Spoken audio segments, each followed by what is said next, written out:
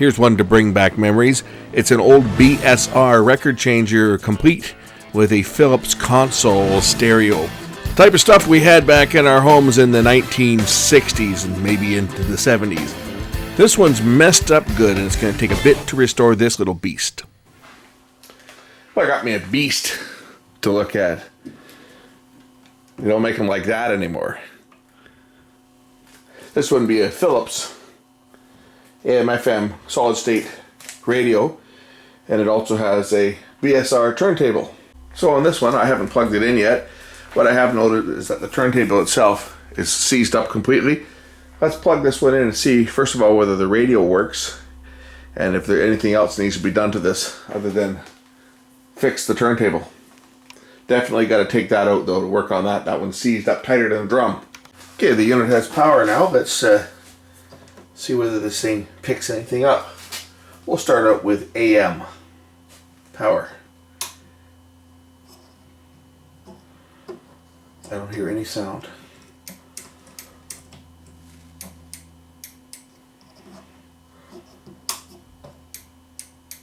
That's a switch. I don't see any power at all. Make sure my power is turned on here to the bench. Yeah, I guess it might help if the bench power is turned on. Okay.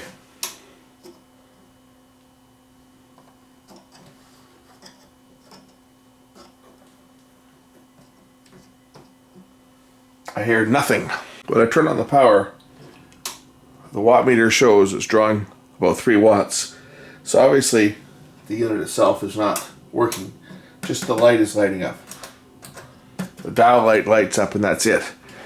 You can see that. I don't know if you can see it on camera or not, but the dial light is definitely lighting up. Oh, wait a second. I see a switch on the back. It says external speakers. Let's put it to internal speakers and see whether the thing works. Once again, we'll try the power. Aha! It tunes. Works. And west slow back well past Clark, so not a great option for you if you are taking the Georgia Viaduct. Heads up there. Otherwise, stick to Hastings because First Avenue is backing up onto Terminal. So that's AM.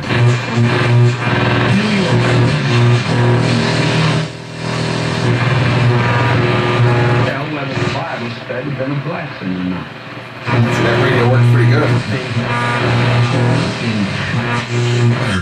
With dignity. Let's tune in my test transmitter.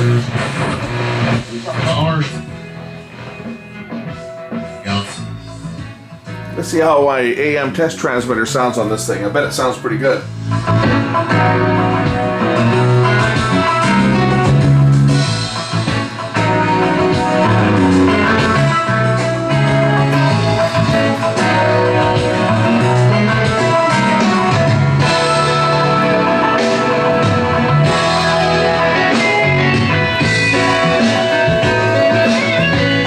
Actually doesn't sound half bad for AM radio. Wow.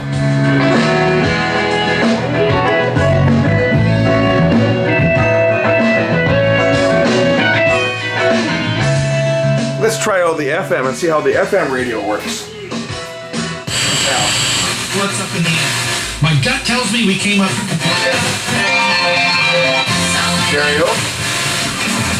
This is your channel. I go down and tune my test transmitter down here at the bottom of the dial, which is down here.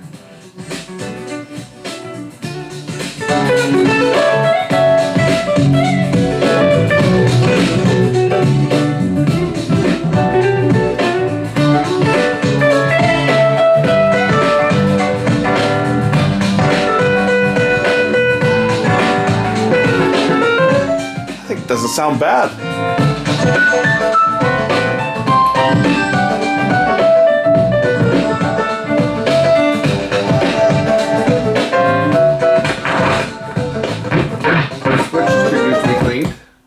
Phono, tape, FM multiplex, FM down on the tape.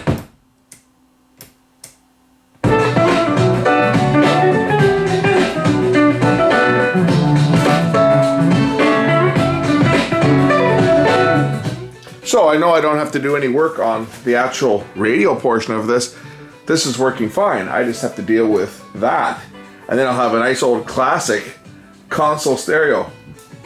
Hey, not that anybody wants console stereos, right? Except for these things are actually making a comeback, believe it or not, because they're quite rare today. A lot of people tossed them out and got rid of them, and I mean, this is a nice piece of furniture. This is solid, right? This is, we're not talking a cheap veneer cabinet. This is actually a solid, that's a solid plank of wood. I mean, this is a piece of furniture, and it's actually not in bad shape. A little bit of woodwork on here, and this thing would look like $1 million. Somebody stole the hardware off the front. I think it had fake handles on the front down here.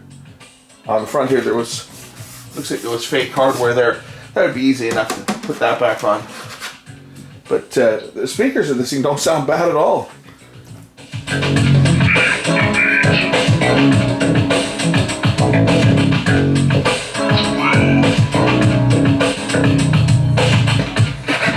And it's receiving stereo. The stereo light's on. Looking good. Okay, let's pull the turntable out and get that fixed up, because that is seized up solid. So this is what the bottom of this thing looks like. And for you wondering how to take out the turntable, well, you turn it on its side or kind of prop it up a bit, because the bottom of them is totally open. The back is sealed, right? This is a solid, as you can see, this is solid wood. On here, this part might be a veneer, but the main part of it's solid. So the back on here is solid as well. Here's our little speakers. Where are they? Speakers in here somewhere. There's the speakers. There's one, and the other one's down there. But here's the turntable, and how you get this thing out is you just turn these little catches.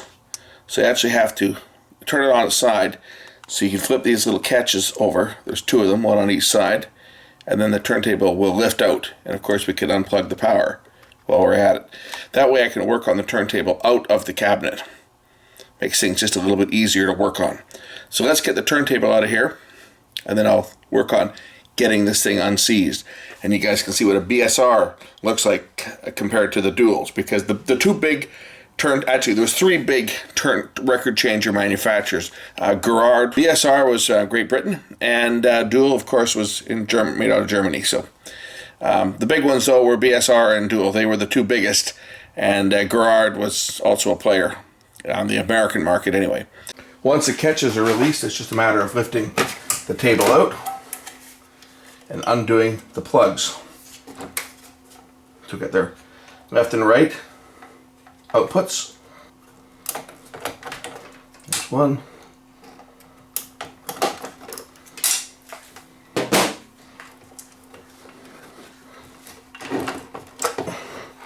There's the power plug.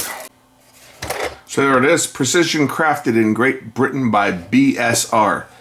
And this thing is seized up tighter than a drum. Now, unlike the Dual, of course, you notice that it doesn't have the gear on the bottom. That's because on these ones, the gear is up on the top. But again, like the Dual, it's all metal. Everything's metal in here. So the first thing we're going to do is I'm going to get in here with some, I'm going to remove the cut or the E-clip. I'm going to get in here with some WD-40 just to free this bearing up first, because I don't want to. Some people will just sit there and reef it back and forth to get the bearing out. That's a good way to put gouges in it if it's all seized up. You may have metal against metal. We want to try and minimize any further damage. And even though this is not a high-end cartridge, it's just a ceramic cartridge on here, it's going to sound as good as it originally did. It's a high-level output. It's not going to sound as good as a magnetic cartridge for sure. And it's probably going to track it, 5 grams or more. But hey, it is what it is, right? We'll try to keep this thing original and get it working. So get the, we'll take off the clip and we'll get some WD-40 in here to start working away at the dried grease in this bearing.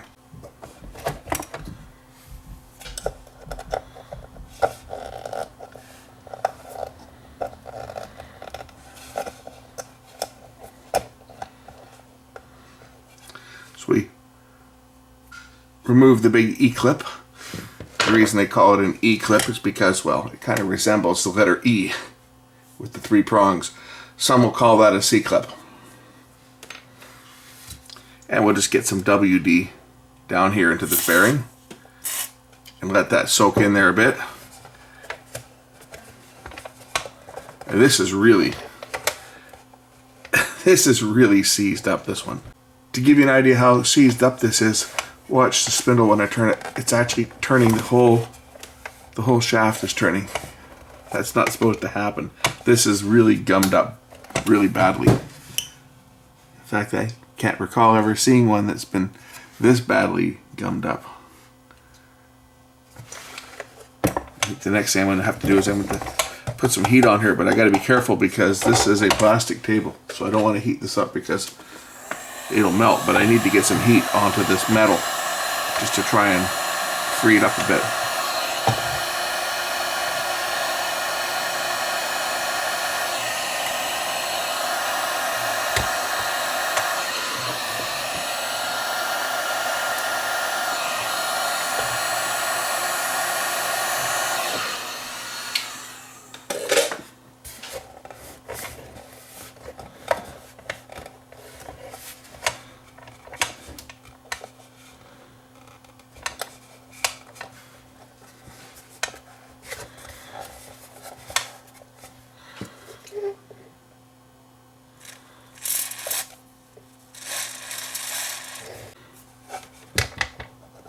Okay, that has come out. That's, the oil is starting to work its way in here. Pull this table off here, or the platter I should say.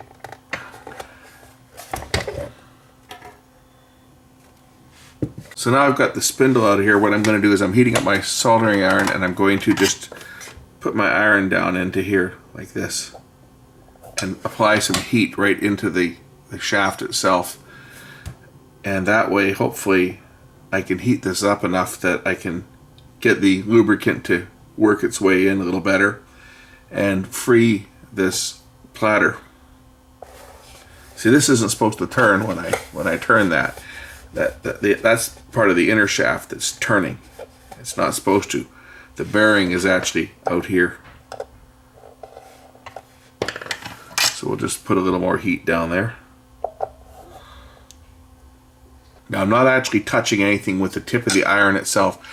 I'm just placing this outside edge here, which is still hot, right? This part of the iron is what's making contact. So it's just going to transfer the heat through conduction down the core.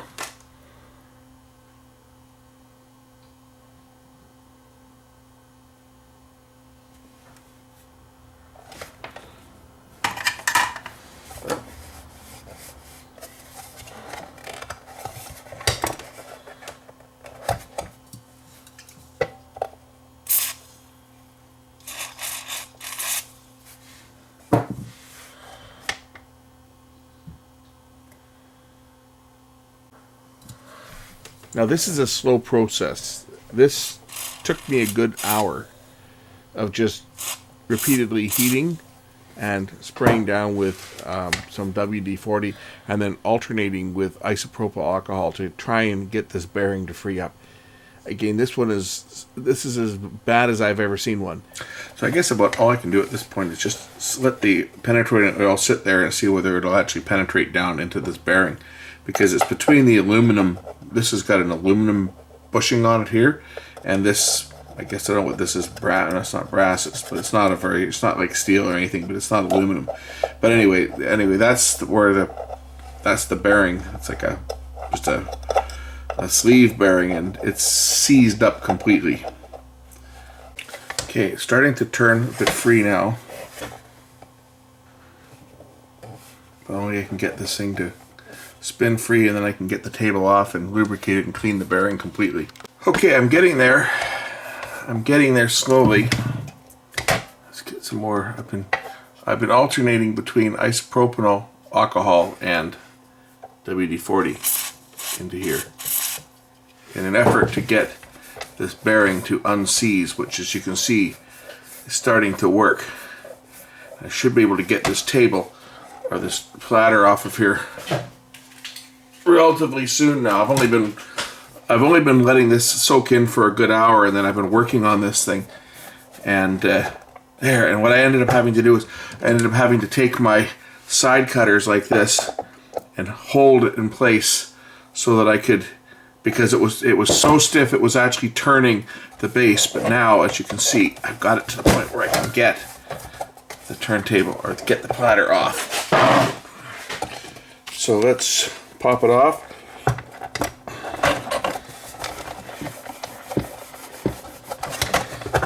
Ah, there we go.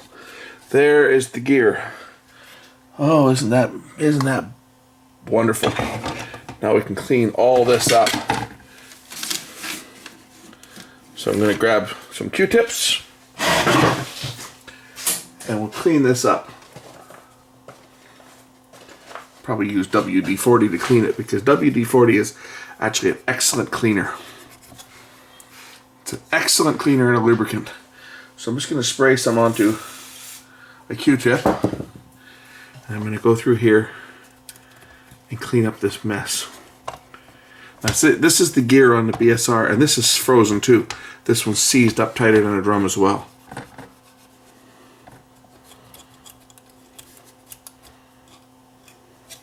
Now, BSR turntables actually had ball bearings underneath this washer here. This is actually a ball bearing that's underneath here.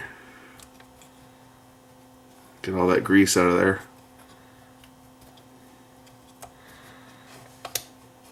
I'm gonna have to take out this cam gear. It's got to come out. Ugh! Look at that. Isn't that disgusting?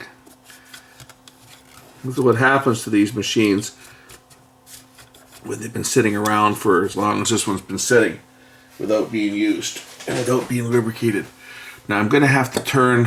I'm trying to remember what way this thing faces. Let's see. The shaft normally sits in.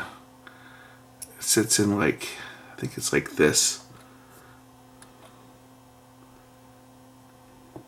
I'm pretty sure it sits in like that direction there. I'll have to check that out. I'll have to turn this base to the appropriate angle when I'm done here, so that the record spindle sits in the right orientation. That's the least of my worries. Let's clean up the rest of this bearing assembly here, and then I'll work on this gear here. So I'm just going to get some more WD-40. I'm just spraying this away from the turntable because I don't want to get any into where the rubber and stuff is, right? This thing's already in bad enough shape.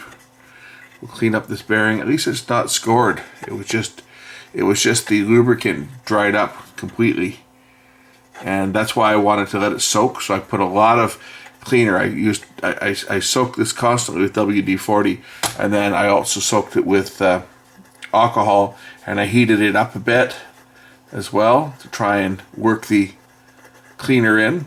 Neat thing about this unit is it's never had the plastic removed here. It's still got the factory plastic on there to protect that. Isn't that something? So this is going to clean up quite nicely.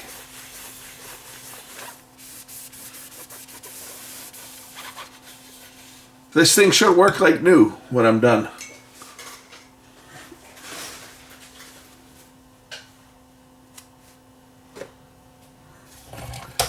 Okay, next we're going to take off the next E-clip, which is this one here. This E-clip is for the cam gear. So we'll pop this one off. Just need the right size screwdriver to do that. What did I do with it? Here it is. Put that one out of the way. And we need to get this gear off. And you can see this one here is also pretty much frozen tight. And this is geared, this is gummed up too. See, this has to be fixed. So we'll just put some WD-40 in here. Let that work into the cam gear.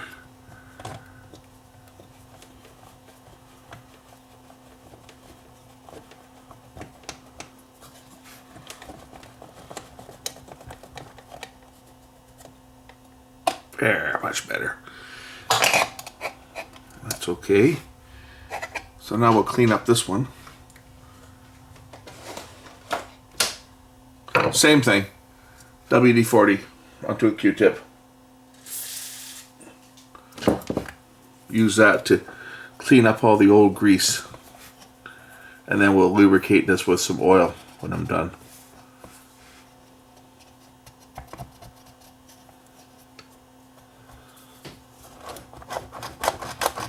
That one's moving okay. That one's moving okay.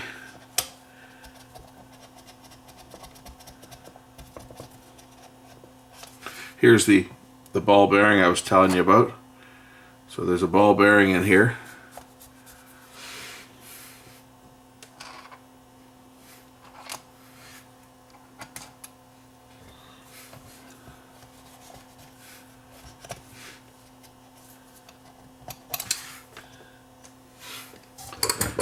Clean out this groove. There's a groove in here.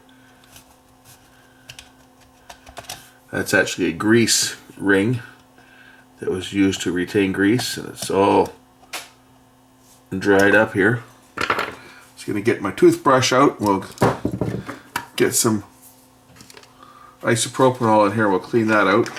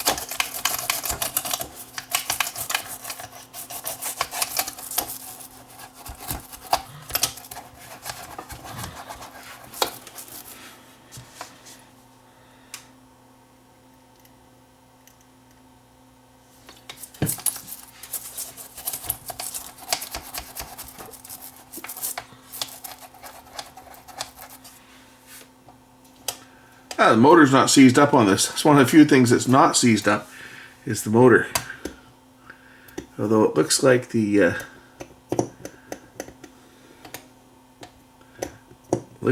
some fried rubber on the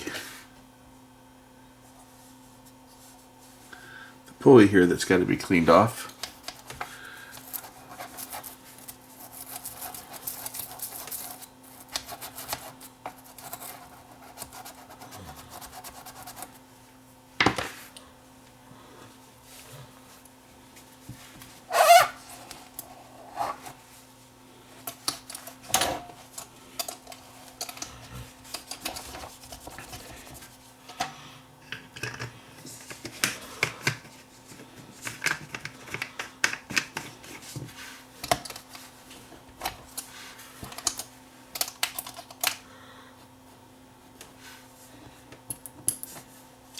That bearing looks like it's got a fair bit of wear on it.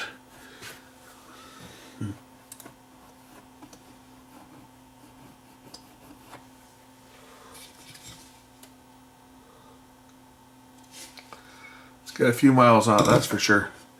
Might be okay. I mean, these aren't precision turntables by any stretch of the imagination. So we got to take this one apart here. And once again, this is gummed up.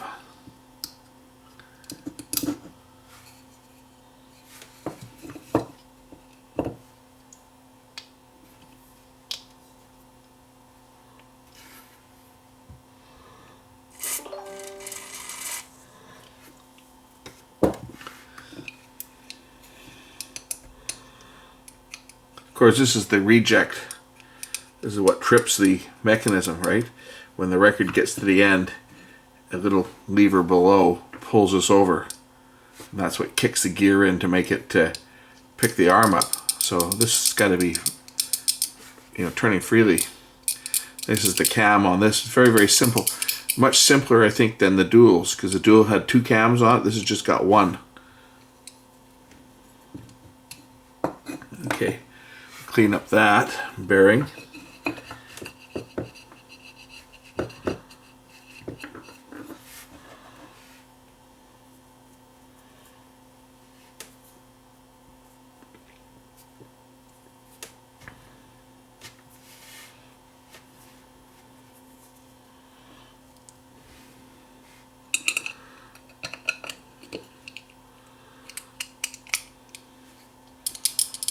There, that's a little better. Okay, we're going to lubricate these, put these back together, clean out the grease out of this dried grease here. This grease here is all dried up, so this has got to come out.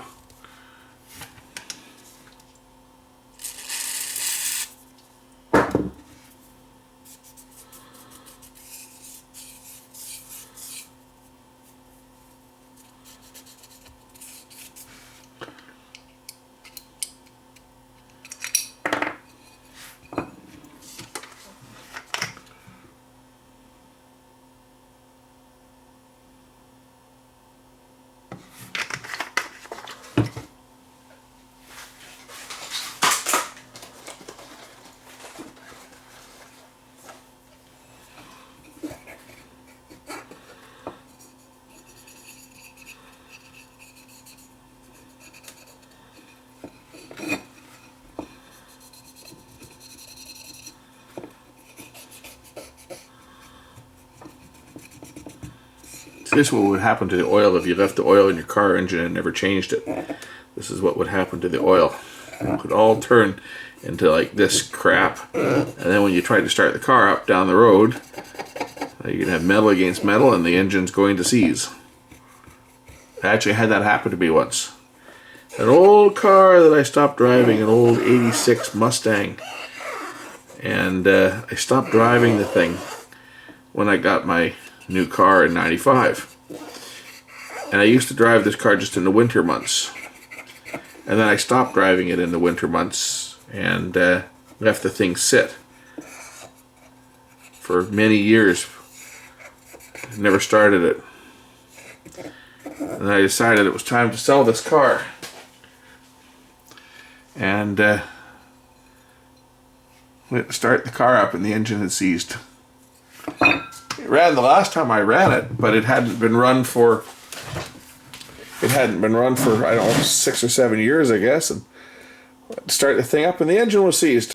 So anyway, I put this car up on the blocks, sold it as is, and like we couldn't even turn the engine over with a pry bar on the crankshaft that was so bad. So I put this thing up on the blocks for sale, and lo and behold, this kid comes along and he wanted it, and he wanted it real bad because he didn't even haggle with me for the price. He gave me what I was asking for the car, even though I said to him it doesn't run, needs work. He says, oh no, I want it, I want the car. Okay, you can have it. And he took it away and never heard back from him, so maybe he got it working. Hopefully he did. Okay, that piece is now freed up. We're gonna have to do the same thing for the other bearings in here. We'll clean this one out because this is still pretty disgusting.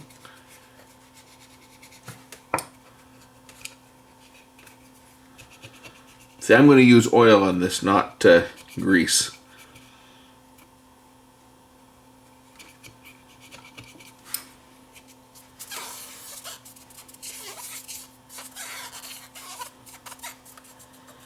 I will put some grease in the base on this part of the cam, because oil will just run off that. Okay, I've got some Molly Coat grease inside the cam. I'll put some oil down into this ball bearing assembly down here. I'll put some oil onto that gear assembly. And we'll put the gear back in place.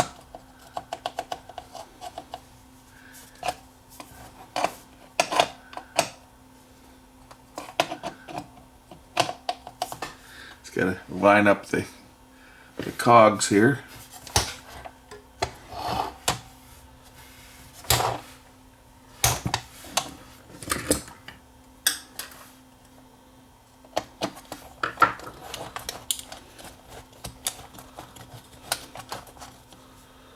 Okay, a drop of oil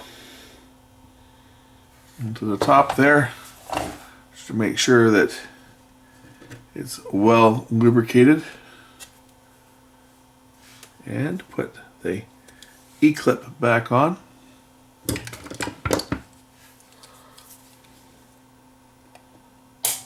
Like that. Next we'll put some oil down onto the main shaft for the turntable, or the platter. Put some oil into the bearing here and onto the bottom of the bearing. Maybe put a little too much in there. Oh well.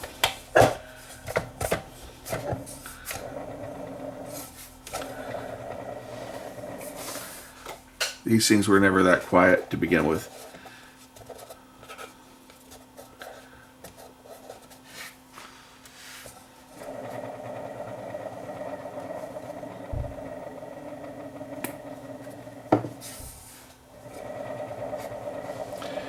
That's turning nice and freely now. Check and see whether the mechanism operates as it's supposed to. If I push it to start and then flip it to auto, it should pick up, which it does, and it should present for a record. If I click it to stop,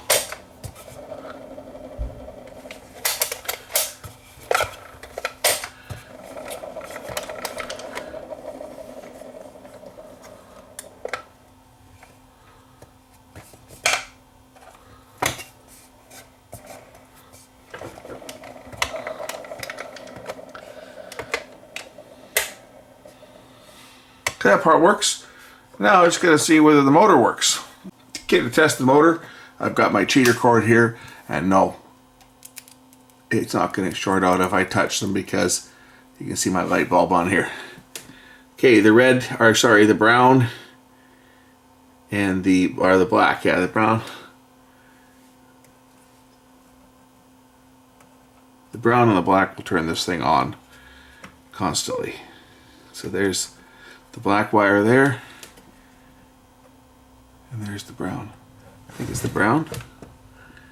No, sorry, the red. The red and the black. The brown is the switched one. There goes the motor.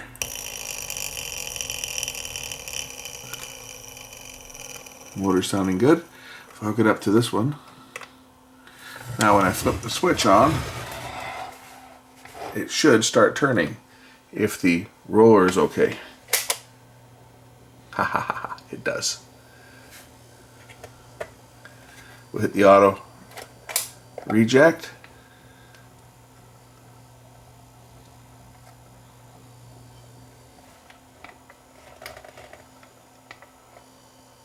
That part's working. Stop it. Check the torque out. Looks like it's got plenty of torque.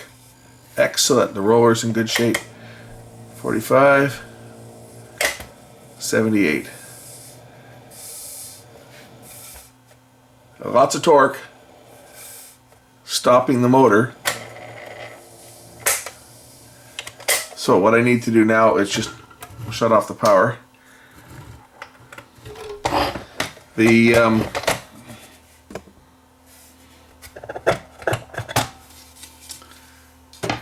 I noticed that the motor here on, I guess it was the 45 speed, there was some rubber, looks like rubber on here that's on the shaft, so I'm just going to clean this off.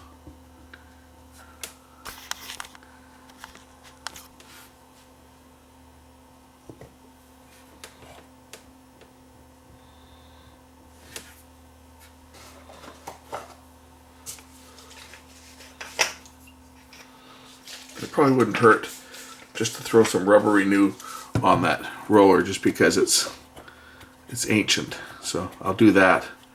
I'll put some rubber renew on here, and then we're going to put this thing back together and see if it'll play a record through that big console.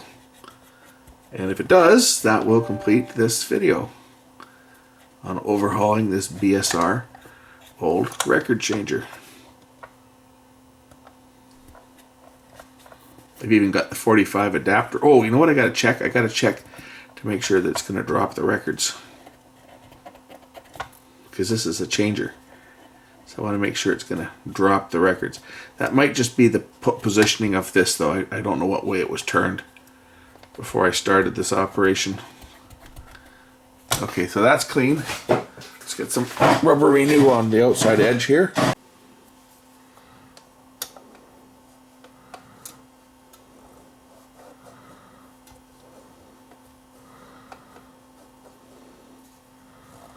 Because you can see the black that comes off this, right? This removes all the oxidation off the edge of this tire, even though it was performing fine. It'll perform better now that it's been conditioned.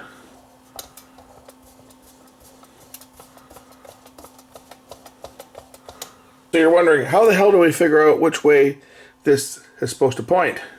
Right? Because, you know, this is a lever that has to move back and forth in the bottom here to push the record over.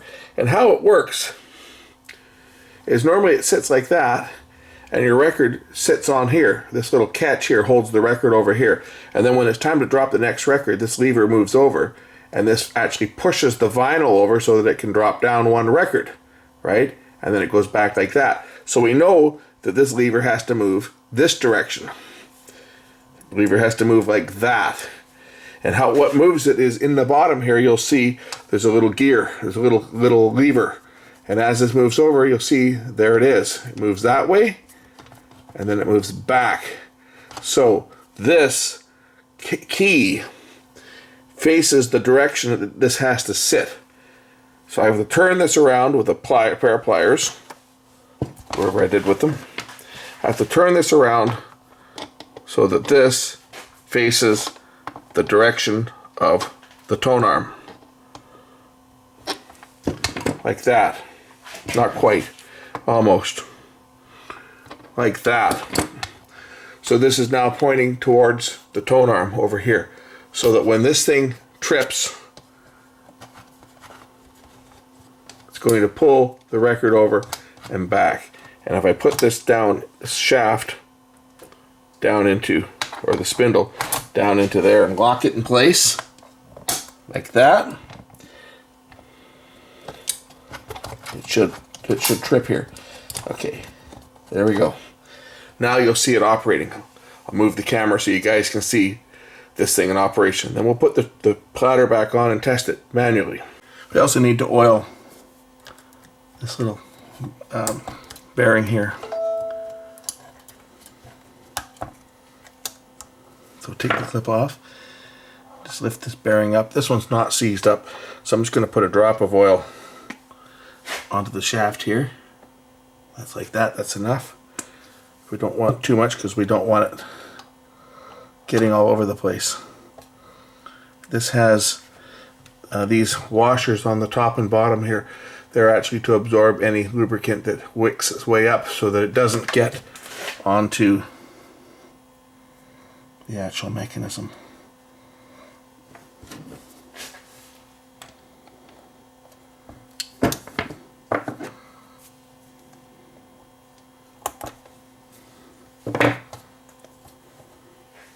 So here's the spindle. So if I've got I'll put a record on here in a minute, but I'll work this through manually first. As the record drops, or as the turntable operates, you see the lever moves over to drop the record,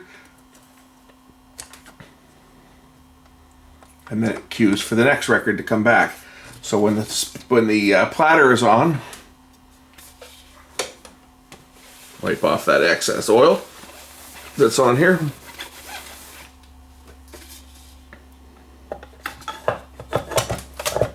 When the platter is on, if I put on Monty Python, because it's the only record that I've got handy here, I put Monty Python on and I sit them on like that and I turn this over. Okay? Now, I'll zoom the camera back. So I'm going to go through the motions here. I'm going to put it to start. Of course, it's not going to run now because I don't have power, but if I kick it to automatic, this will pick the arm up. There goes the arm, and the record will drop like that, and the arm moves over and it starts to play. It's really that simple. So let's put this thing back in the cabinet and play a record. Clip in place.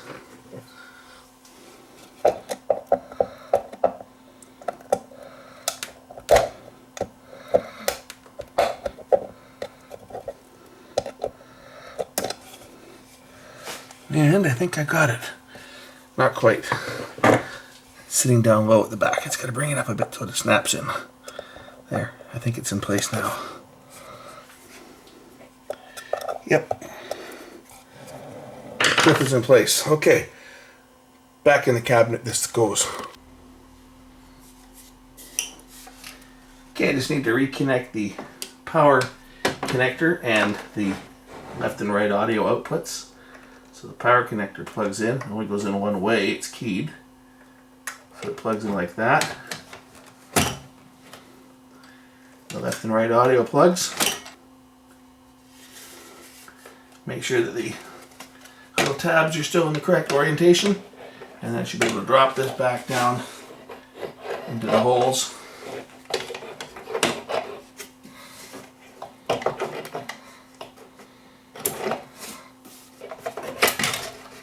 Like that. I gotta turn the thing on its side again to secure it, then we can test it.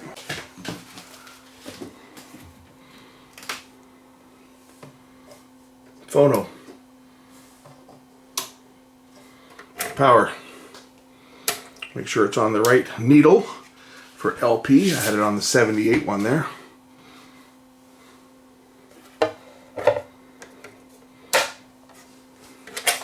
Make sure the speed's set right. That'll turn the unit on.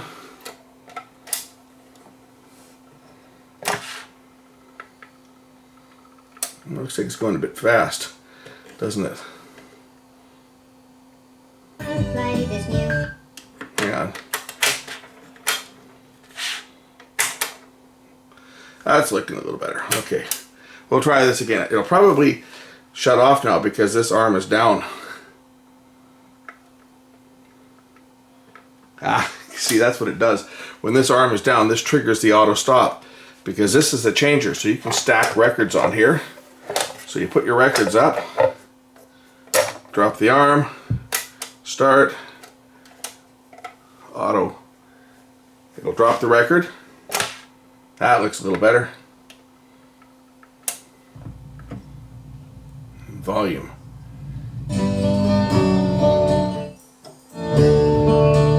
We're getting sound out of one speaker. What's going on?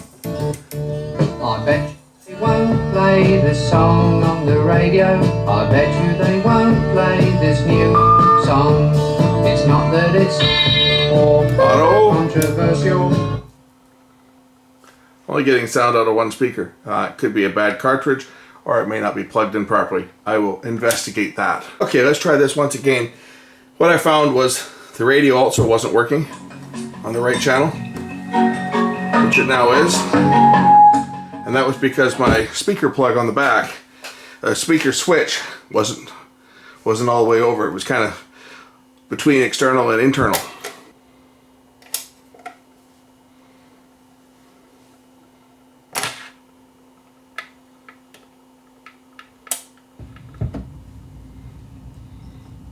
Left speaker, right speaker.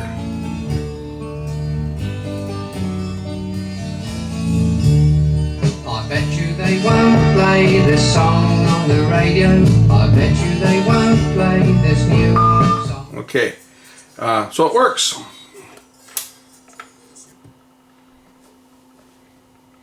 Now we'll stop. There you go. Overhauled this unit. Everything's working great on it. I even have one. Oh, this is broken. No, it's not. I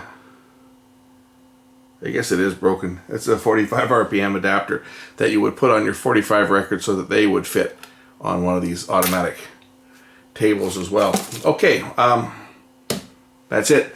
Thanks for watching. Hope you enjoyed this restoration of this old Philips console unit. This thing could look like $1 million, you know, if I put a little bit of effort into the cabinet. It's got a few scratches on it, but other than that, it's actually in damn good shape. Considering this thing is probably going back to the, I'm going to say this is probably late 60s, maybe mid to late. It's a solid state, but this is probably one of the early solid state units. It's in actually pretty darn good shape, considering what it is. Thanks for watching.